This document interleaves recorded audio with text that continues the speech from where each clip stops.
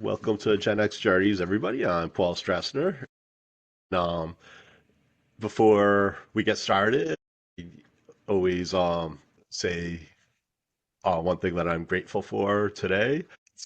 And today I'll have to say last week I got the physical copy of the book that I'm in. Oh boy, and it doesn't come out good on video, this background, but it is Born to Risk book, and it's an anthology. It's the Veterans Inaugural Edition. So there's 30 stories by 30 different veterans about resilience and it's all incredible stories. So I highly recommend you check that out. And the official book launch is going to be August 15th, Virginia Beach, and we're also having an event in Philadelphia on 30th. Just wow, it's about 2 weeks. That's coming up quick. We're going to be signing copies, so I'm very excited about that. And it's the first published work that I've been in. As a writer, I've edited a book or two, but yep, it's so cool. And I have another project coming out in October, The Rich Thinking, and I'm also in the process of editing my own full memoir book, part of a memoir series, My Journey of the Roadrunner. So I'm on a roll here, so I'm really grateful for that.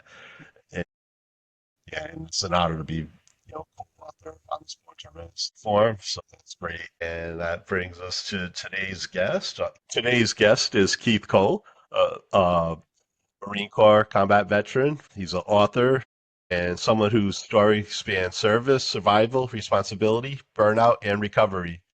Keith is the author of Burnout, God's Recovery Plan, a book inspired by his own experiences navigating trauma, stress, faith, and healing after Vietnam, and decades of carrying emotional weight and silence. Keith, welcome to Gen X Journeys.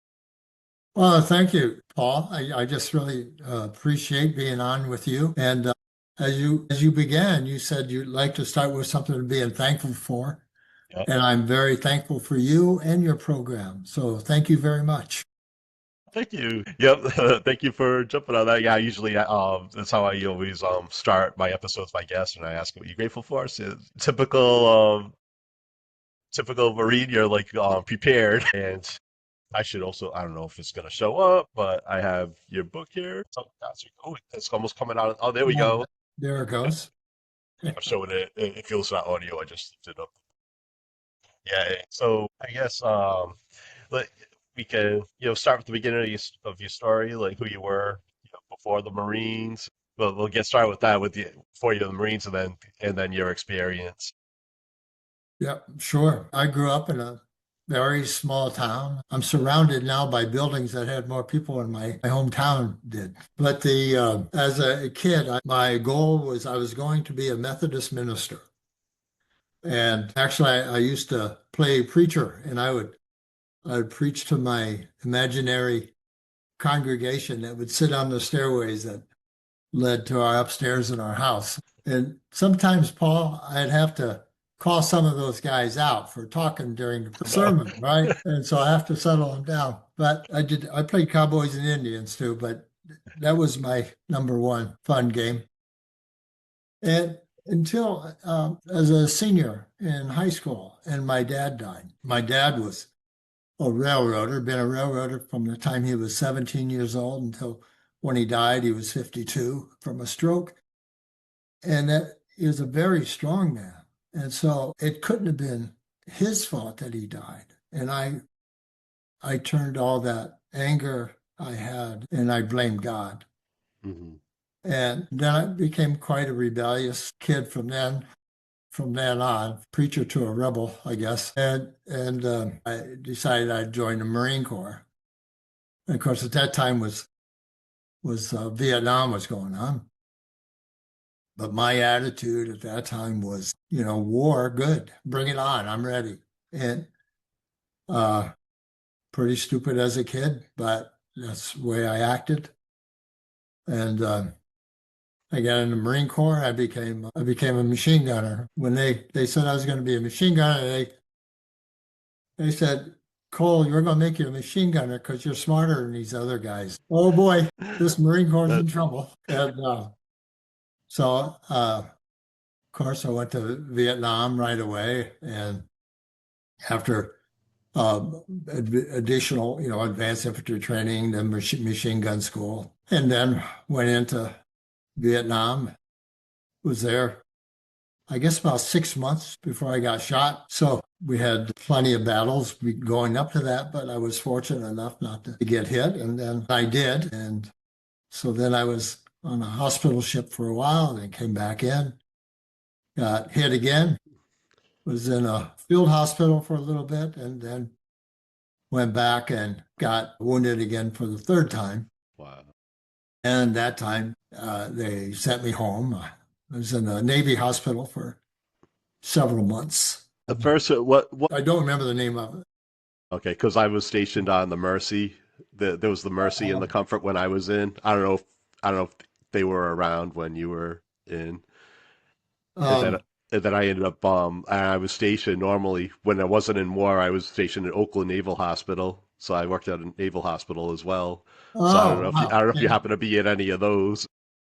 I went to the hospital I was in Great Lakes Naval Hospital, Okay. just Hmm. north of Chicago. Okay. Yep. Yeah. Yeah, that's where my boot camp was. So still a connection there. Oh, yeah, right.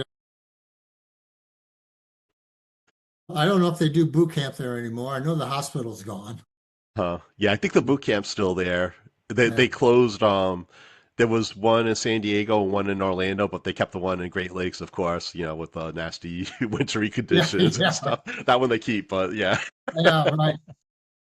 Yeah, that's it. That was yeah, kind of funny too. I mean, I left Vietnam. Had times we had up to as high as 125 degrees, and then Mhm. go there and then go spend my winter in Chicago. Well, was that a welcome change? Well, I mean, you're in the hospital, so that's probably not that great. No, I didn't care for the cold weather at all. So over what time span? Where's the three times you were hit? Was wounded in March, May, and July. Yeah, so I went 6 months, never got hit, and then A they few just months. Wow. used to hit me Sa- every once in a while. But the after the hospital was kind of uh, a pretty bad situation too. I was on a ward where I was the only one there on that ward that was not an amputee, Wow. and uh, it took a long time to get from Vietnam. I got wounded on the 19th of July. I got into Great Lakes on July the 25th. Hmm. Wow. And so they never changed the bandage that whole Oh, jeez. time. Oh. And so after the surgeon looked at it, then he made his rounds. And of course, being a Navy veteran, that the doctors are officers. And I was an enlisted person, so naturally you would call a doctor sir So, yep. or ma'am, and Yeah. ma'am if it's a woman. When he made his rounds, he said, well, I think we'll be able to save it. And my reaction, because I had no idea that there was any contemplation that you're going to cut my leg off or something, Mm. Wow. And so Hmm. my response to him was, huh? So it was pretty much out of nature to speak like that. I don't know I can't remember his rank. It seems to me might have been a colonel, could have been a lieutenant colonel. I can't remember. Well, Hmm. Navy rank equivalent. Yeah, it could have been lieutenant. Cap. Yeah. Yeah. But the after that, then after I finally left there, then I went to duty. It's called I&I duty, which is instructor and inspector, and that was that we would train reserves. But the war's still going on, so our main duty was notifying next of kin. A lot of ways, that was much more difficult than actual combat was. You tell parents that their son's not coming home, or you go to somebody's door and a young bride comes with a baby in her hand. That was very difficult duty. And then we were the honor guard too, of course, for that Marine. It was definitely honorable duty, but It certainly took its toll as well. Right. That's a yeah, talk about trauma. That was a lot of between being on the ward with other amputees, seeing that, even if you didn't like know it at the time that it was like creating trauma, and then delivering news like that to feel that yeah, that could definitely take a toll. Yeah, it was the fellow next to me, next next rack over on that ward was in the army, and he was a medic, and he used to treat his wounds himself. Don't do that when I'm looking, okay? Yeah, that would not be my specialty, that's for sure. hmm I was gonna say how long did you do that? How long were you in at that point? So, How much longer were you in? yeah, so I was coming up on my fourth year, and right towards well, I'd been in just slightly over four when I got a phone call from my brother, and he said that my mother was dying. She had cancer, and I knew that that was a possibility. And she had asked me if she passed before my younger brother and sister graduated from high school, if I'd be their guardian. And I said, yeah, sure, of course I would. Like I knew anything about it. That was going to work out. But so after her funeral, then I applied for the early out. I was on my second enlistment. So uh, I got discharged from the Marine Corps. And when I went home, then I was a guardian for my younger brother and sister. At that time, I was 23 and they were just starting their teenage years. So I mean, I wasn't much more a kid than what they were at Right. Yeah. the time, right? Then that followed by I had to work, of course, and I knew I wanted to go to college, and so I had been doing some part-time income tax returns, and I'd learned how to do taxes, and so I started doing that a little bit, and I liked it, and so okay, I'm going to major in accounting. So the whole time, it took me a long time to get through school. I worked out of that time. I worked full time, went part time to school. Sometimes I went part-time to full-time to school and part-time to work, but I always worked. But that, of course, I thought, well, okay, that'd be a piece of cake. I'm a Marine. I can do anything. Right. Yeah. And so I just pushed and kept pushing. And then when I finally graduated, I became a CPA. I was doing for other companies and also had my own clients. So from shortly out of time I got out of the Marines, I always had at least a minimum of part-time job doing some sort of accounting or tax work. And then when I started my own practice, then I worked part-time, sometimes for other CPAs, sometimes for companies. And then eventually was just that's all I did was my own business. But the whole time was always I can do better, I can push harder, and that's the entire time. I see exactly what I. Yeah. Yeah. Well, the military, that's what you do. Yeah, yeah, yeah. In the meantime, while you're doing all this schooling and working, you're like taking care of your siblings too. So that's kind of relentless. It's like nonstop. Yeah, I did the best I could. Yeah, yeah, that's a lot. Yeah, and then after everything you've been through as well, yeah, that's a real lot. Then yeah, yeah. So you were, you know, working as a CPA. Did you ended up starting your own firm? Yes, and the I had my own firm for very early, very young, but it was mostly after work and weekends.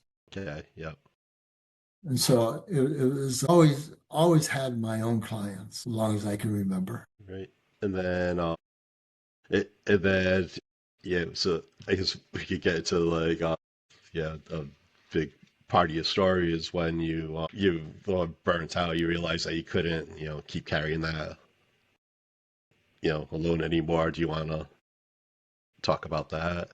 But from the whole time after uh, after the Marine Corps, once I got out of the Marines, I had, a number of sleepless nights. Just a lot of things were in my mind. A lot of trauma from the war. There's a lot of battle scenes that I still, if I allow myself, I can, I focus on them. It's not good, but the some of those things that I woke up a lot of nights with nightmares, and uh, wake up in the middle of the night and wonder where I am.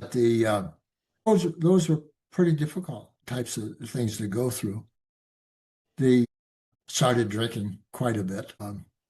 Had different times throughout. Even uh, and I did notifying next of kin and stuff. You knock on somebody's door and you talk to them a little bit, and then leave there and go to a bar. I mean, it was Get that edge off.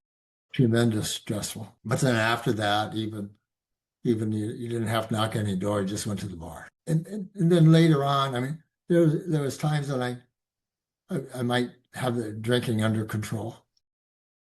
And then sometimes they would come back.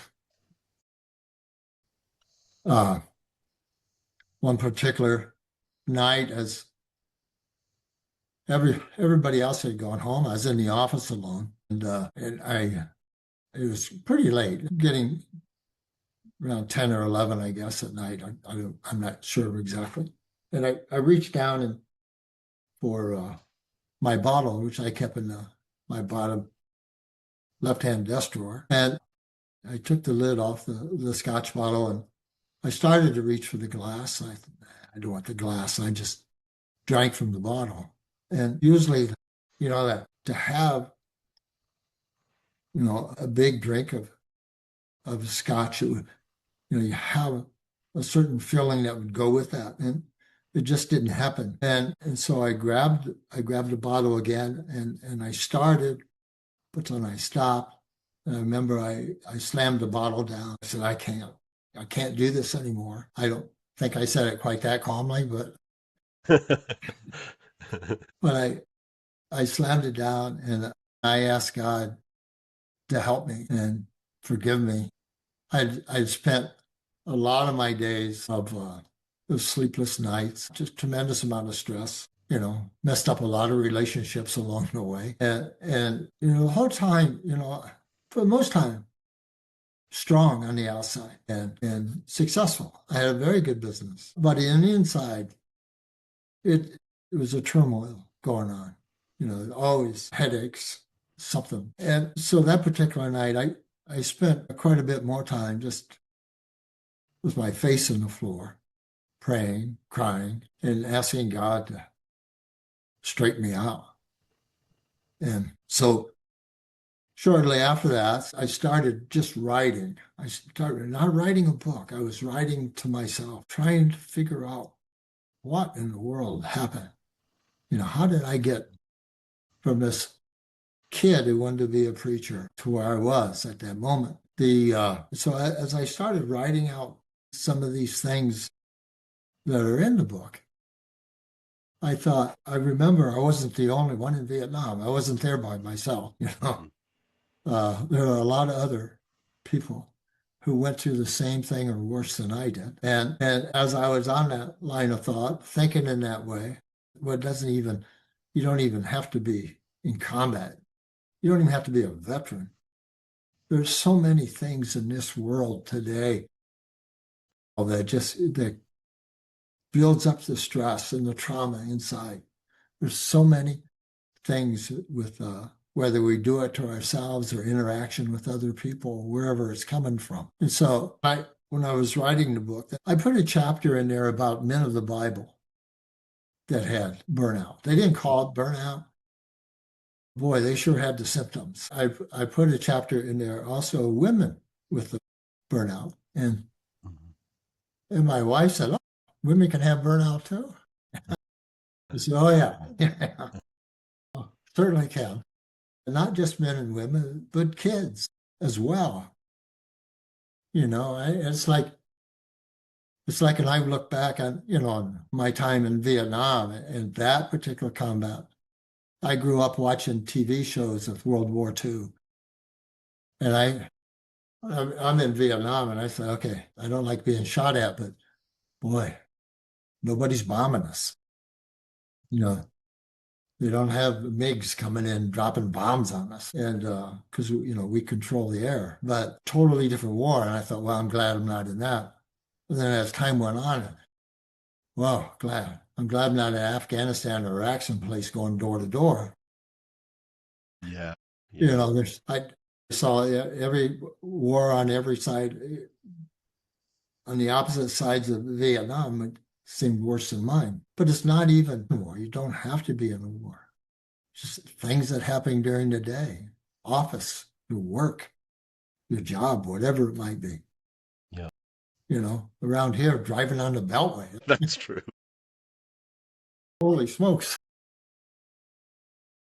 I go in for a medical exam and they said, oh, your blood pressure's a little high. I said, yeah, I just got off the Beltway. Yeah. I was actually just down there in October for the Marine Corps Marathon, and I drove down, so I know I know what you mean. That's crazy.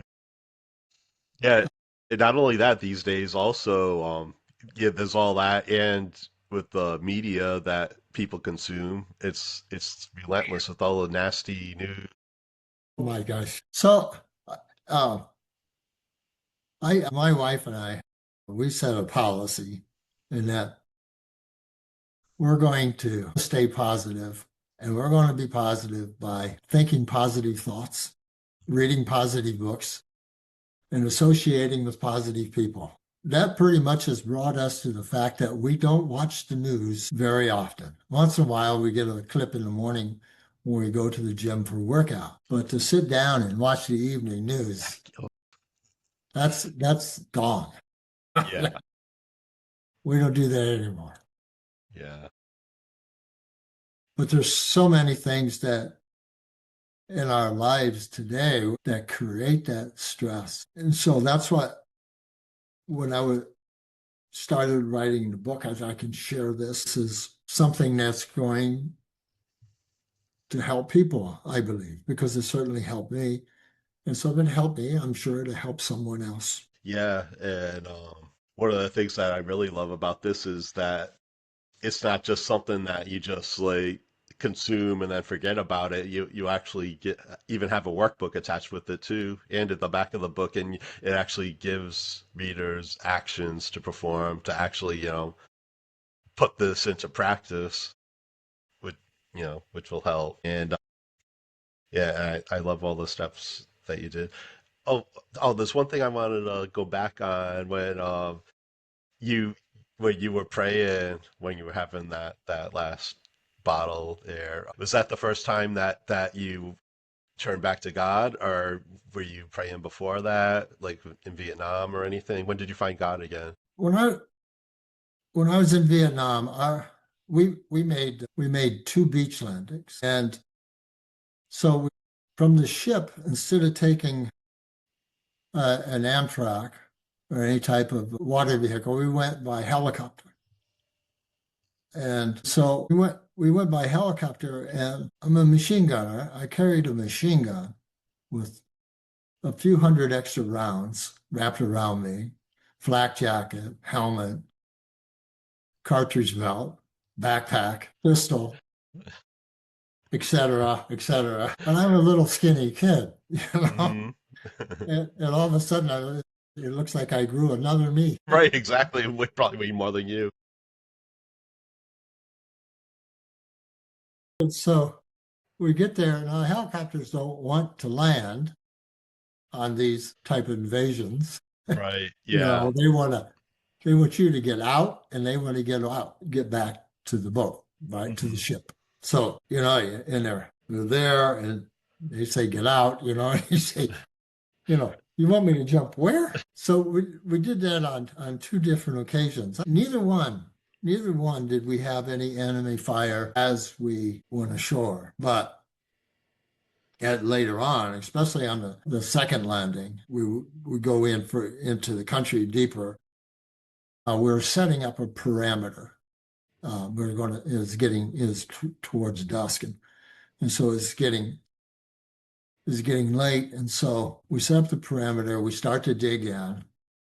And when I'm digging, I get about as deep as my knees and I hit water. Well, this isn't good. And, but then it was actually starting to get almost dark. And then the whole sky lit up. And it just like artillery kept coming in at us from across the DMZ. So we were only a few miles from the DMZ. So it put us in a really good location to be shot at Right. on the other side of the DMZ. But this is some pretty heavy stuff coming in. And so when the artillery hit, it would sound like freight trains crashing into each other. It was so loud. And then the smell, of course, the explosion and the shrapnel flying around. When I was digging that hole, when that artillery started, I was smoking a cigarette. I started smoking after my dad died. I got mad at God, and I did whatever. I even drank beer when I could get a hold of it. And I mean, I was going to rebel, right? If I was going to rebel, I guess. But I was sitting in the snack bar with a couple of buddies, and we're sitting there and we're smoking. Being, don't forget, I'm a machine gunner because I'm so smart. And so being smart, I said, well, I'm going to be smoking. Probably my last breath I blow out will probably be smoke. So I'm bragging about my smoking. And that conversation came to my mind when this artillery started landing. I couldn't throw the cigarette away fast enough. I started blowing out, clear out my lungs as much as I could. I didn't want that day to become a premonition or something. But then, yeah, I prayed that time when that was coming in. It was as if it was never going to stop. And so it was, I remember it was somewhat of a cloud cover on that particular night as well. And so we weren't getting much air support from that. But the ships then started firing. And so that helped us. But they kind of remind me of that old adage, there's no atheist in foxholes. That's true. So, you straighten up. Actually, that particular night, a fighting hole next to mine, down a little ways, received a direct hit there. 2 Marines in there, in that fighting hole. And so that was a very horrible night. Yeah. Then there's, I think, the unfortunate thing is I can almost count on my one hand, how many times I prayed when I was in Vietnam, You were there. right? Uh, it, even though, I mean, it's God, country, and core, Mhm. but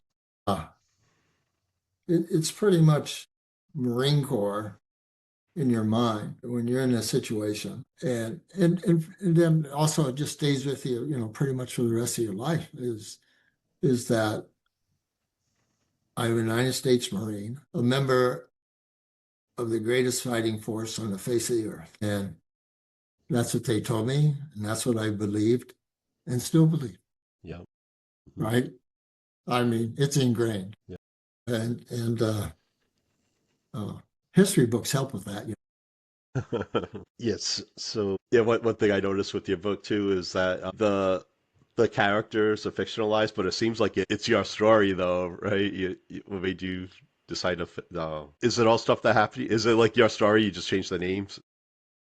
The memories. I'm sorry, the memories and the pain and the redemption were all mine, Hmm. and I poured those into this fictional Marine that I called Kevin Casey, so that all the names throughout the book are fictitious, but they're everybody I know. Yeah. Yeah.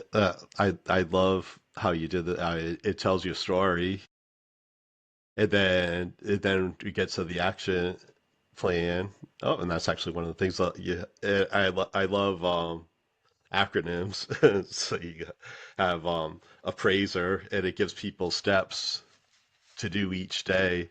And I love that. I don't know if you want to go over some of them Well, quickly.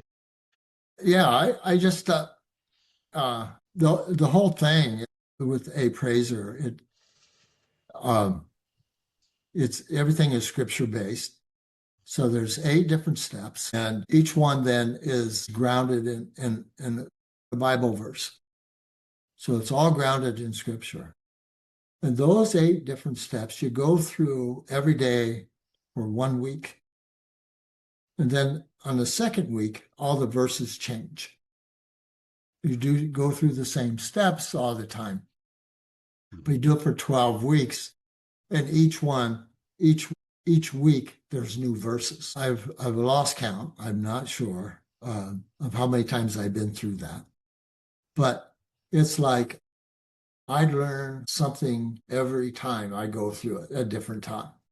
There's always something that didn't come to me in the previous time that I've gone through it. So it's definitely a faith builder. That's how I found it. Definitely increased my faith. It definitely is a discipline. And there's my meditation group in my church used my book, and they went through it. And one of the ladies asked me, said, well, how many times have you, since you started doing this, how many times have you missed it on a day? Twice, I think.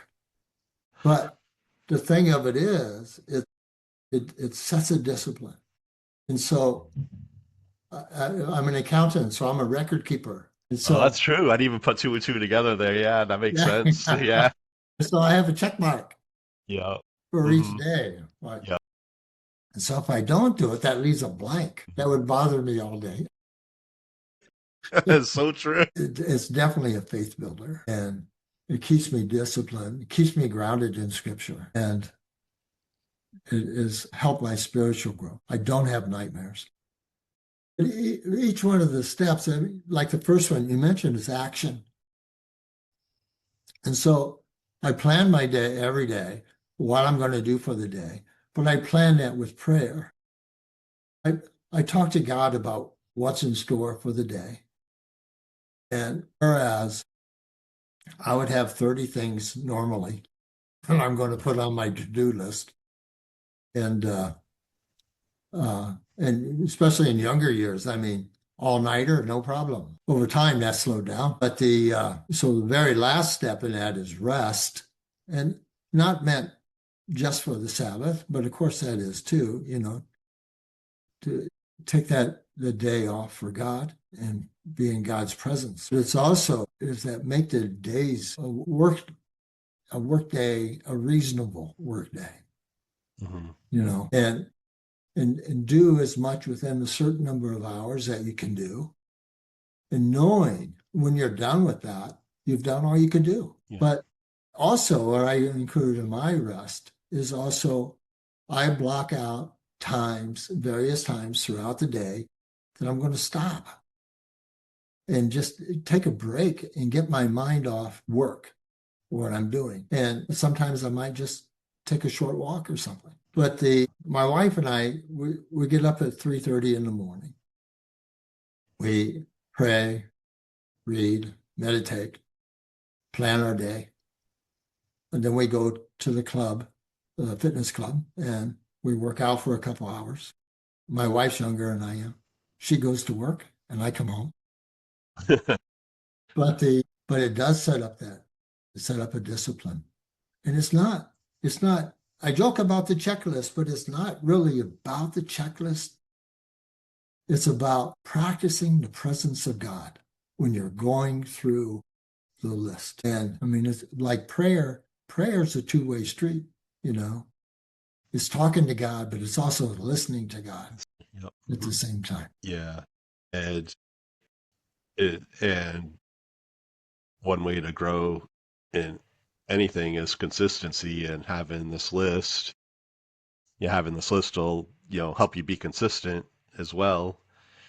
because I know I'm looking at this. I do most of it, except, well, sometimes I leave out the rest part, which isn't good. I need to really wind down earlier than I usually do, because then what happens is I'll have no problem falling asleep, but then I'll wake up in the middle of the night like several times. Yeah, I need to like set time aside for that. Yeah, there's a few things there. I could do more of the visualization, the seeing and visualization. But yeah, if you do all these things, that'll be a big help. And you know, especially for people that are burned out, especially for you know people. A lot of this audience is for Gen X generation, so we've been working for a while, and now we're also have kids that are growing, going to college and whatnot, and then also may have to be taking care of the parents, which could be a full-time job in itself Oh, sometimes. And absolutely. it's the last thing they do is like take care of them, put themselves last. Yes. So yeah, so this would be a good way to you know make sure you're taking care of yourself so you can help other people as well. Yes. For somebody listening right now who's feeling exhausted or stuck, that's another thing where a lot of us might we taught to go to school, get a job, and you work at that job. But if it doesn't align with who you are, that's another way people get burned out. They're stuck and they can't get out of it, and they might be emotionally overwhelmed or just numb from carrying everything so long. What would you want them to hear today? They're like feeling burnt out. Yeah, I think a few things that seeking help actually is not necessarily a weakness. Actually, it's not a weakness. In a lot of cases, it takes strength to reach out. And and the fact that going it alone is kind of simple thing to do. I would say reach out to somebody you can trust, be it friend or family, even a therapist or a clergy. But if anybody ever would want to talk to me, I'm always available. I can be available. Just reach out to me through my website. And then you don't have to go it alone. I spent a lot of years of keeping my nightmares to myself. I'm sure my wife knew that you know, I mean, she's with me all the time, so it's not something I ever talked about because I was tough. I was too strong to do that. But it takes real strength to look for help, look for some assistance. Yep, I totally agree with that. Yeah, you can't carry it alone. It'll catch up with you. So yeah, and there is a connection between your mind and body, so that you might end up finding your body breaking down because you know your mind's not that good. Definitely, you reach out to somebody, you and and it's definitely not a weakness. If anything, it'll make you stronger. So and I highly recommend this book. It's amazing, and it'll also be a big help if you check this out. Do you want to tell people how they can reach you, Keith? Sure. My website is recoverybyfaith.com. You can email me by just putting Keith in front of that. Great. Thank you so much for coming on and sharing your wisdom, and thank you for your service as well. Well, thank you. And thank you very much for all you're doing, Paul. This is a great program, and I certainly appreciate you for that. Well, thank you. Yep. Again, I can't do this alone. I don't know what I don't know, so that's why I have people like you on that can share your wisdom and help people out that need it. And I'll put links everywhere in the show notes and everything, and I'll share links for the book. Yeah. I hope everybody checks it out, and I hope everybody enjoys the show. Thank you so much, Keith. Thank you. All right, everybody, we'll see you next time. Right.